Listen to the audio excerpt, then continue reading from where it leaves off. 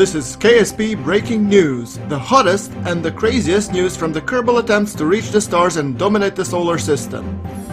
The breaking news is brought to you by GrunfWorks, a one-man reporter show bringing you all the action straight from the Kerbal Space Center. In the last week's KSP News, we were covering live Jeb and Bob Kerman landing on Minmus. They have spent a full week performing science experiments, doing suborbital hops, and pondering why Minmus looks so minty. At least one suborbital hop was performed, demonstrating the capability of the Minmus sciencer to gather large amounts of science from Minmus. Although this was the first sortie of the Minmus sciencer, it will for sure not be the last. The sciencer containing Jeb and Bob took off from Minmus yesterday morning 800 KSC Standard Time, and after performing some last experiments in low Minmus orbit, has ejected from Minmus and started its transfer to Kerbin 2 hours later. Finally, the Minmus sciencer has returned back to Kerbin and after successful aerobrake, following the parachute deployment, landed successfully in the Kerbin desert some 30 minutes ago. We have reports that both of our brave Kerbonauts were happy to be home, and although being at Minmus did spark their appetite for some extra snacks. The mission was a resounding success, yielding a whopping 1,289 science, which will for sure be put to a good use by the scientists back at the KSC. Speaking of the scientists, the advancements in technology have been made, especially in the communications department.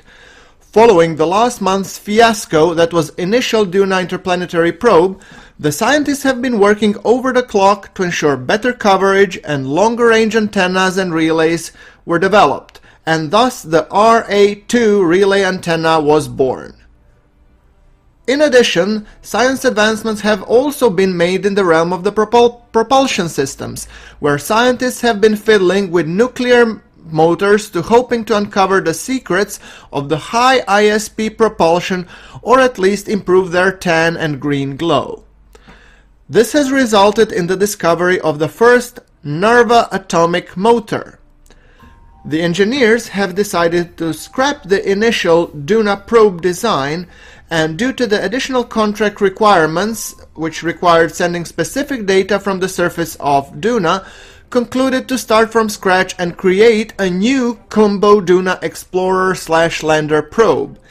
Its mission is to go to Duna, get into Duna orbit, detach the lander while the main probe body remains in orbit as a relay, and after landing at the lander at Duna, use the orbited probe to relay the science data being sent from the Duna surface. Be sure to check out the next episode of Kerbal Engineering, where we will show in depth the intricacies of the Duna Combo Explorer, coming to you next Tuesday. The Duna Combo probe has launched successfully this morning from the KSC, and after performing circularization burn, the maneuver was set up for it to eject to Duna. The probe performed the transfer burn 2 hours ago and is now en route out of Kerbin's sphere of influence. We wish it good luck and Godspeed. All the dreams and hopes of the Kerbal kind are with you. This concludes today's KSP News. Be sure to tune in next week for a follow-up on the Duna Combo probe progress. Also be sure to leave a like and share this news with your fellow Kerbonauts. I have been your host GrunfWorks. Thank you again for watching. This is GrunfWorks signing off.